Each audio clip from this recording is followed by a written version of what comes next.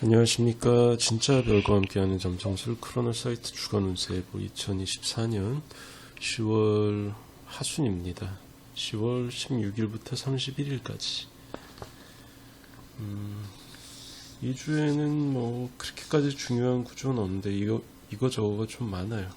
일단 10월 초에 일식이 있었고 그 다음에 목성 역행정지가 있었기 때문에 되게 헤비한 일들은 그때 다 벌어지고 일종의 여파 같은 게 남는 그런 기간이라고 할 수가 있습니다. 첫 번째 들어오는 구조는 화성이 이동하면서 쌍둥이 자리 베타성인 폴룩스랑 만나는 그런 구조고요. 17일부터 21일 오전까지 작동을 합니다. 지금 화성이 12월 7일인가 8일인가 그때 이제 정지하면서 역행을 시작하거든요. 그래서 이미 지금 상당히 느려져 있어요. 그래서 웬만한 행성이나 항성이랑 만났을 때 그 유효 기간이 좀 길어집니다.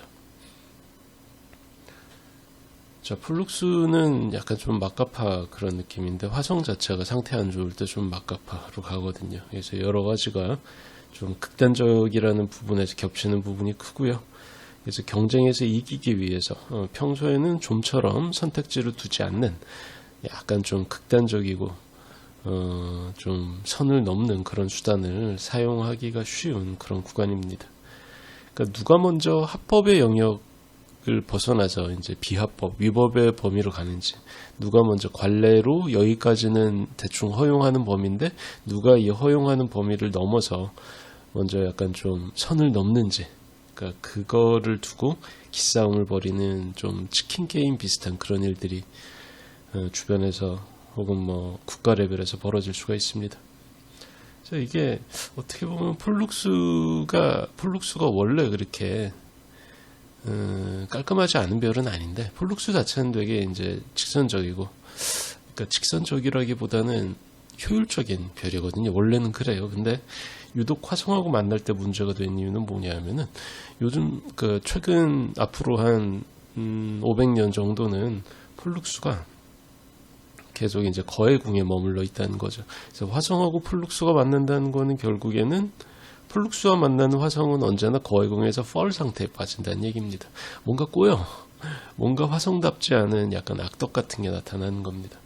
그래서 원래라면 간결하고 깔끔하고 되게 직선적이고 직설적인 접근 한 번이면 승패가 딱 갈라지는 그런 해결될 일인데, 약간의 그 질시, 자존심, 어쨌든 시기심 뭐 이런 것 때문에 약간 좀 복잡하게 풀어나가는 거죠. 일을 되게 쓸데없이 복잡하게 만드는 그런 경향이 있어요. 화성 폴룩스가. 그래서 뭐 당사자들만 그러면 상관없지만 주변에 있는 사람들까지 쓸데없는 고생에 휘말리기 때문에 되게 민폐다, 민폐의 구석이 있다 라는 이제 그런 얘기를 반드시 드려야 될 것 같습니다. 자, 다음 날에는 금성이 지나가면서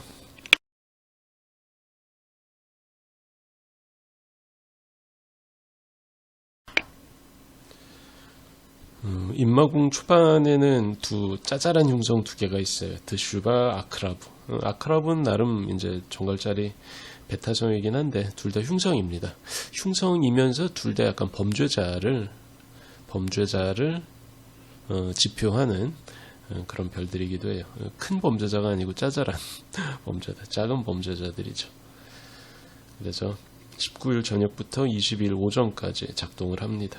그래서 이때는 약간 사회적인 신뢰나 선의 같은 걸 무시하고 규칙을 자기 좋을 대로만 악용하는 약간 그런 체리 피킹이라고 그러죠. 이런 걸. 그래서 그런 체리 피커들 때문에 공동체 전체에 피해가 이제 불거질 수 있는 그런 구간입니다. 그러니까 하는 짓은 되게 얄미운데 완전히 범죄도 아니고 제재할 방법이 없어요. 그러니까 우리나라 같은 경우에는 사실 좀 그래요. 다들 먹고 살기 힘들고 그렇기 때문에 되게 각박하잖아요. 그러니까 풍요로워도 언제나 정식은 각박한 게 이제 아직까지는 한국의 국민성인 것 같은데, 그러다 보니까 어떤 룰을 악용하는 데에 대한 죄책감이 놀라울 정도로 없습니다. 그러니까 약간 뭐 이런 식으로 비교해서 좀 마음이 그렇긴 한데, 서방 선진국 같은 경우에서는 약간 눈에 안 보이는 커뮤니티의 윤리 같은 게 있어요. 그게 상당히 강합니다. 눈에 안 보이는데 상당히 강해. 그래가지고 누가 어떤 상황에서 이런 짓을 하면 아유, 상종 못할 인간이네 라고 그래가지고 사람 취급을 잘 안 합니다. 근데 우리나라는 그런 게 없어요. 다들 각자 도생하는 분위기이기 때문에 뭔가 자신이 이득을 취할 수 있는 그런 때가 되면 그걸 안 하면 병신이다. 이렇게 여겨집니다. 그래서 체리피킹이라는 것도 말하자면 서방 선진국 기준으로 체리피킹이 우리나라 사람들한테는 되게 당연해. 그래서 가끔 제가 실명을 거론하기는 좀 뭐하지만 가끔 1, 2년에 한 번 정도 야심찬 계획을 가진 그 카드사의 기획자가 이런 좋은 혜택을 가진 카드를 출시를 했어요. 제발 써주세요라고 했는데 그게 룰에 구멍이 있는 거예요. 그래가지고 사람들이 근데 몇몇 아는 사람들만 그런 짓을 하는 게 아니고 그런 게 가능하다고 그러면 100만 명, 200만 명이 몰려가지고 모두들 그 꼼수를 씁니다. 그래가지고 당연히 이제 그 카드 기획자는 잘리겠죠. 그리고 카드사는 약간 억지스러운 방법으로 사람들한테 보상을 하고 그 카드의 혜택을 줄이고 카드 자체를 폐지시켜버린, 해지가 아니고 폐지예요. 더 이상 그 카드가 존재하지 않는 거지. 그러니까 이 정도로 체리피킹에 열광하는 그런 데가 또 있을까? 뭐 한국이랑 중국이랑 인도 빼고 그런 생각이 들 정도로 약간 각자 도생이 당연하고 어떤 암묵적인 공동체 윤리라는 게 찾아보기가 참 어렵죠. 한국에서는. 물론 이제 몇 가지 부분에서는 있어요. 뭐 물건을 놔뒀을 때 안 훔쳐가고 뭐 어떤 그런 다른 나라에서는 좀처럼 생각하기 힘든 그런 미덕도 분명히 있습니다. 한국엔. 그러나 룰을 악용하는 데에 대해서 아무런 죄책감이 없다는 데에 대해서는 거의 뭐 중국이나 인도하고 별로 다를 바가 없죠. 안타깝지만 그래요. 그래서 이런 식으로 체리피킹을 하는데 제재할 방법이 없어요. 그러니까 인간의 보편적인 선의를 전제로 해서 제정된 규칙이나 법 같은 게 한국에서는 되게 악용되기 쉬운 약간 그 자체로 한국 같은 환경에 놓이는 그것 자체로 악법이 돼버립니다. 그러니까 아예 이제 입법 자체를 그렇게 허술하게 하면 안 되는데 가끔 이제 인간의 보편적인 선의를 기준으로 입법을 하시는 그런 분들이 있어요.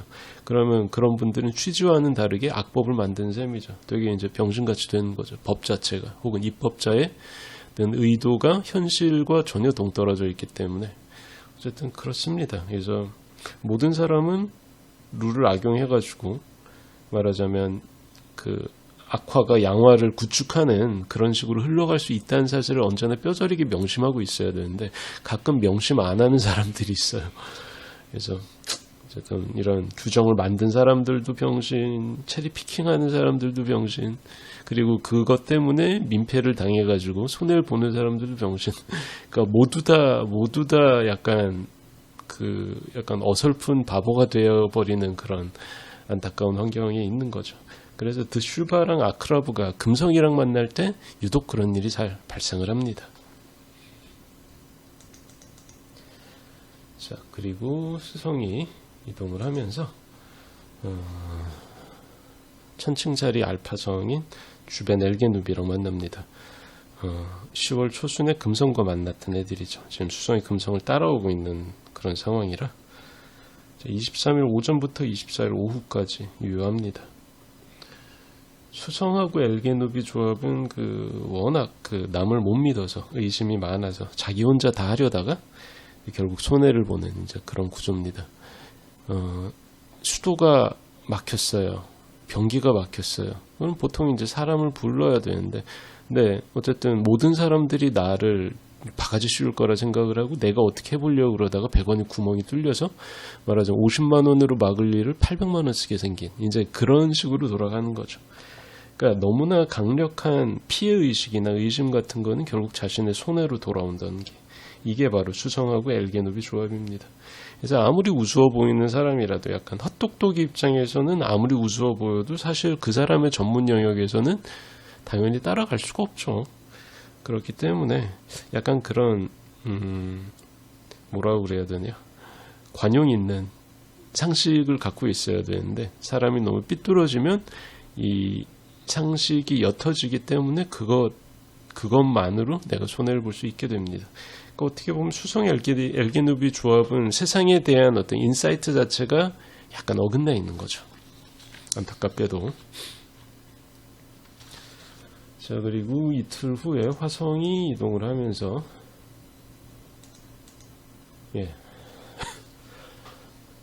작은 계자리 알파성인 프로키온이랑 만납니다. 프로키온은 엄청 밝은 별이죠.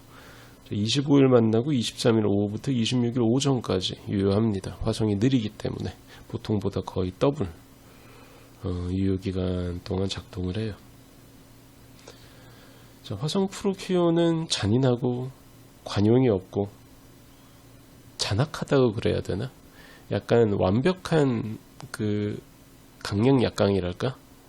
강한 사람한테는 완벽하게 굽실대고 약한 사람은 철저하게 짓밟는 약간 그런 게 있습니다. 근데 이게 물론 이제 그렇게 아름다운 일도 아니고 미덕도 아니지만 어떤 영리가 얽힌 그런 어떤 비즈니스 영역에서는 이게 필요한 태도이기도 해요. 어설프게 하다가는 서로 다 손해를 보기 때문에 완전히 잘라버리고 끊어내고 그리고 밀어내는 이제 그런 태도가 오히려 이 비정한 비즈니스 돈의 영역에서는 필요하기도 하지만 근데 문제는 돈도 돈이지만 그 돈을 굴리고 만드는 게 사람들이다 보니까 근데 이게 선을 한번 너무 시게 넘어버리면 이거 자체가 문제가 됩니다. 그러니까 곤란에 빠진 사람을 너무 궁지에 몰다가 그 화가 이쪽에게까지 다시 미칠 수가 있는 거예요. 그 사람이 복수한다는 얘기가 아닙니다. 그게 아니고 그 사람은 그냥 이제 그 말하자면 이제 매장 당하는 거고 그냥 쫓겨나는 거고 근데 그 상황을 본 주변 다른 이들이 이 당사자한테 역으로 반응을 하는 거예요. 그렇기 때문에 무능하고 약한 사람이라도 최소한으로는 존중을 해야 된다. 약간의 이제 말미는 남기고 여지는 남겨야 되는데 왜냐하면은 어떤 사람이 이런 식으로 딱 떨어지고 잔악한 그런 방식으로 출세한다고 생각을 해보세요. 하지만 이 사람이 정말 중요한 지위에 오를 때 거기에 대한 의사결정권을 가진 사람들은 아마도 그 사람보다는 무능할 겁니다. 그래서 만약 생각을 하는 거죠. 이 어린 놈이 이 자리에 있으면 나도 예전에 그런 경우처럼 내쳐지지 않을까? 이런 두려움을 가지는 거죠. 그러니까 우수한 사람을 평범한 사람들이 우수한 사람을 볼 때 언제나 이런 두려움을 가질 수가 밖에 없어요. 이 사람이 언젠가는 무능하다고 나를 내칠 수도 있겠구나. 그래서 그런 점에서 이게 관대하다는 게 무작정 좋은 일이 아니에요. 다 이런 이유가 있어서 그래. 실제로 관대하지 않더라도 관대한 것 같은 제스처를 좀 취해가지고 자신의 이미지를 좋게 만드는 이유는 이렇게 결정적인 상황에서 이 사람은 나중에 힘을 가져서도 나를 위협하진 않겠구나 라는 헛된 믿음을 줘야 되거든요. 헛된 믿음을 줘야 내가 평판을 좋게 만들어가지고 좋은 자리까지 올라갈 수 있는 겁니다. 다 이유가 있어요. 그냥 막막하게 착한 사람이면 잘되냐 그게 아니라는 거지. 어쨌든 근데 화성 프로키온 회합이라는 건 이런 약간 자기의 출세와 보신을 위한 어떤 최소한의 평판 만들기도 도외시하고 효율만을 추구하는 경향이 있습니다. 그래서 그것 때문에 나중에 발목을 잡힐 수가 있어요. 눈에 보이는 효율이 전부가 아니거든. 왜? 사람들이 하는 일이니까. 돈이 하는 일이 아니고 돈 굴리는 건 사람이 하는 일이잖아요. 그래서 그렇습니다. 자, 다음 날에 금성이 안타레스랑 만나요. 자, 정갈자리 알파성 로열스타 중에 서방의 로열스타죠. 그래서 25일 저녁부터 27일 아침까지 작동을 합니다. 금성 안타레스의 문제는 안타레스 자체가 약간 너무 이제 극티의 그런 경향이 있는데 티가 너무 티같이 굴다가 욕먹는 구간이라고 할 수가 있습니다. 그러니까 약간 그런 스탠스죠. 금성 안타레스 조합은. 뭐 무능한 놈은 그냥 무능한 채로 있어야지. 뭐 잘하는 사람이 올라가야지. 어딜 다 같이 가. 성과급은 완벽하게 성과의 기준에서 나눠야지. 그 팀에 속해 있었다고 얘한테 더 준다고? 말도 안 되는 소리. 얘는 다음 인사고과에서 좋은 팀에서 쫓겨나죠. 안 좋은 팀으로 가야 돼. 왜냐면 본인이 능력이 없으니까. 그러니까 되게 냉정하고 합리적이긴 한데 그 합리적인 게 인간의 인지상정을 되게 안 좋은 쪽으로 자극을 하는 거죠. 아까 그 화성 표류키온하고 어떻게 보면 이어진 얘기예요. 일반적이고 혹은 무능한 사람들의 공포나 경계 같은 거를 불러일으킵니다. 왜냐하면 너무나 투명하게 합리적이고 성과주의적이기 때문에 금성 안테레스 조합은. 그래서 그것 때문에 욕을 먹어요. 그러니까 사람들이 의뢰하는 어떤 스몰 토크 같은 거 있죠. 뭐 인사하고 예의를 갖추고 이런 것들이 다 이유가 있는 건데 쓸데없다고 여기는 거죠. 그러니까 정말 그 사람이 괜찮은지 궁금해서 안녕하냐고 묻는 사람도 없고, 그 사람이 정말 상태 좋고 배부른지 궁금해서 식사 잘하셨냐고 묻는 사람은 없어요. 그건 아무도 궁금해하지 않아. 그럼에도 불구하고 사람들이 이렇게 의례적인 인사를 나누는 거는 이 사람들이 서로 공동체의 예의나 어떤 범주 안에 속해 있다는 일종의 신호 같은 겁니다. 서로 신호를 주는 거예요. 우리는 같은 공동체 안에 있어요. 너만 특별하지도 않고 나만 특별하지도 않아요. 어떤 그런 약간 서로를 안심시키는 제스처 같은 건데, 그거를 너무 고지고대로 해석을 하면 그때부터 문제가 생기는 거죠. 그러니까 혼자서만 잘나봐야 한계가 있는 거예요. 물론 이제 진짜 규격 외에 아웃라이어가 있지. 살다 보면 천재가 있어요. 근데 너는 아니에요. 나도 아니고. 이게 언제나 문제죠. 그러니까 딴 사람들보다 조금 잘난 거 가지고 유세 떨면 그거만큼 병신이 없다. 진짜 규격 외가 되면 예의가 다르지만 그런 사람들은 극히 드물거든요. 그래서 이때 금성 안테레스가 만나는 이 구간 안에 이렇게 소위 말하는 조금 잘난, 그러니까 수제 정도밖에 안 되는 것들이 천재 비슷하게 행동을 하면 그 대가를 지불할 것이다 라는 겁니다. 그러니까 세상을 너무 좁게 생각하는 거지. 하나는 알고 둘은 모르는 겁니다. 같은 날에 수성은 주변의 시라마리 1000층짜리 베타성이죠. 이건 길성입니다. 길성이랑 만나요. 26일 오전부터 27일 오후까지 작동을 합니다. 이때는 대부분 점성술의 길성들은 인맥이나 불로소득하고 좀 관련이 있어서 주변의 시아마리도 주변에 이제 이걸 뭐라고 그러죠? 명성이 높은 그 분야에서 그 명성이 높은 이제 전문가들, 소위 말하는 고인물들, 자리 잡은 사람들, 이런 사람들을 의미하고 특히 법조계, 그러니까 규칙을 만들고 적용하는 그런 사람들을 주변의 시아마리가 담당을 하는데, 그래서 어쨌든 이런 약간 이미 자리를 잡은 잘난 인맥이 될 수 있는 사람들이랑 잘난 사람들이랑 어울리기 위해서 애쓰다 보니까 나는 그게 아닌데 품위 유지비가 좀 많이 나가는 거죠. 뭐 이게 옷차림이 될 수도 있고 서로 오가는 선물이 될 수도 있고 참석하는 어떤 그 자리에 드는 비용, 어쨌든 여러 가지 있잖아요. 무형의 비용들이 있는데 그것들이 너무 과해서 조금 좀 부담스러울 수 있다 라는 그런 상황입니다. 그런 상황이지만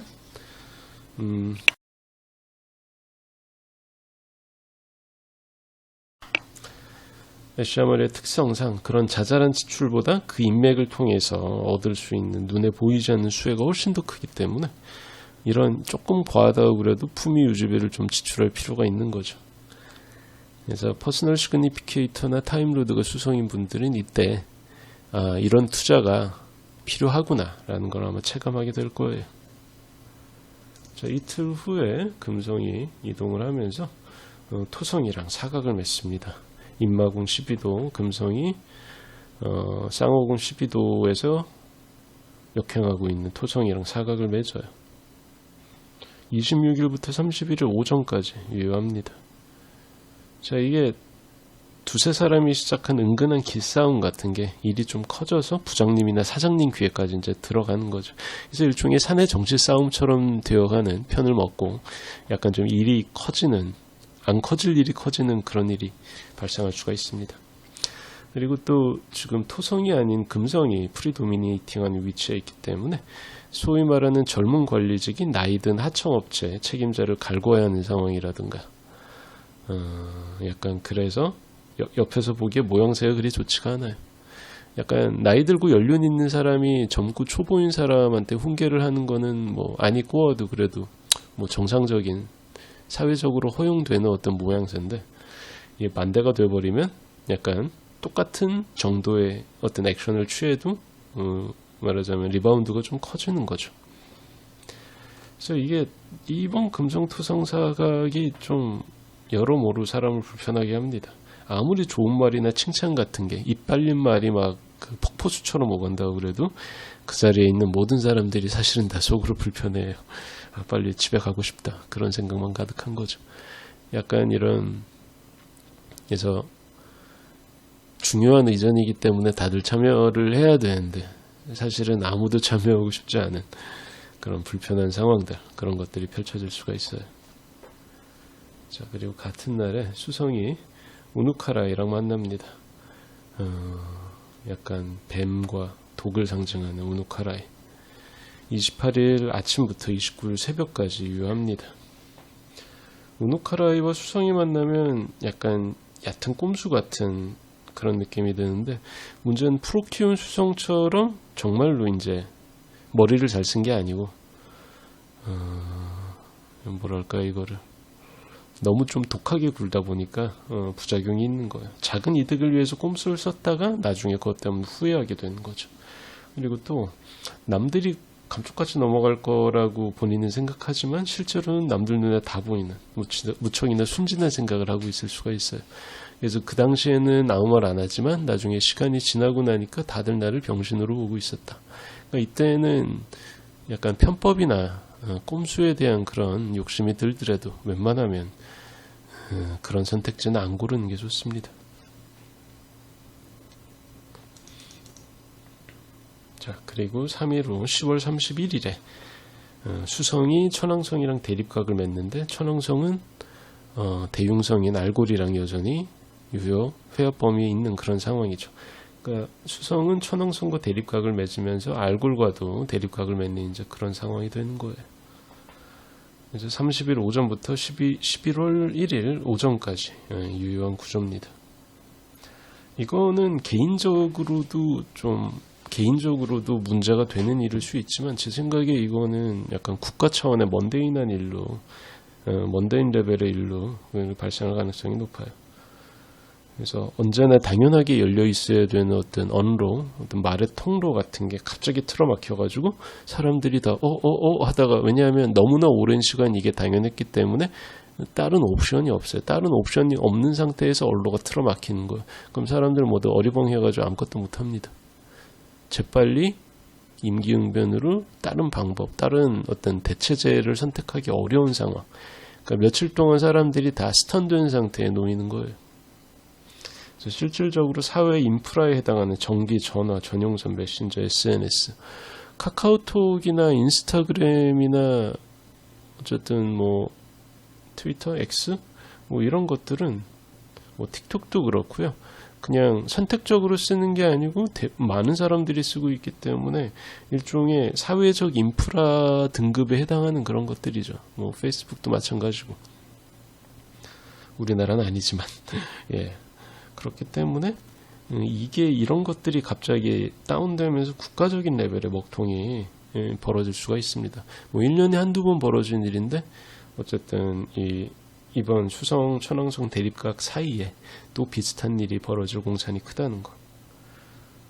그리고 또 저작권, 취재권, IP, 특허권, 영업권, 이런 것들의 특징은 이 권리에 큰 돈이 얽혀 있지만 눈에 보이는 것을 대상으로 하지 않아요. 그러니까 무형의 권리, 큰 돈이 걸려있는 무형의 권리를 두고 이해관계가 크게 충돌하기 때문에 크게 문제가 되거나 누군가 도용을 했다거나 도용했다는 게 밝혀져가지고 소송에 걸리거나, 자, 이런 식의 일들이 벌어질 수가 있어요. 그리고 그리고 천왕성이 지금 또 금우궁에 있고 뭐 여러 가지 문제들이 있어서 이게 단순히 이제 뭐라고 그래야 돼, 어떤 영리법인의 뭐 지재권 그런 게 아니고 약간 좀 뭐라고 그래야 되지, 엔터 업계에서 어떤 컨셉이라든가 뭐 그 작곡이나 작사에 관련된 표절 문제라든가, 혹은 뭐 걸그룹의 신변이나 어떤 안무라든가 그러니까 뭐 앨범 컨셉 같은 거 있잖아요. 활동하는 컨셉 이런 것들이 도용되었다, 표절되었다, 뭐 등등등 이런 일들이 또 벌어질 수가 있습니다. 자, 2024년 10월 하순 크로노사이트 주간 운세 예보 여기는 여기까지 할게요. 감사합니다.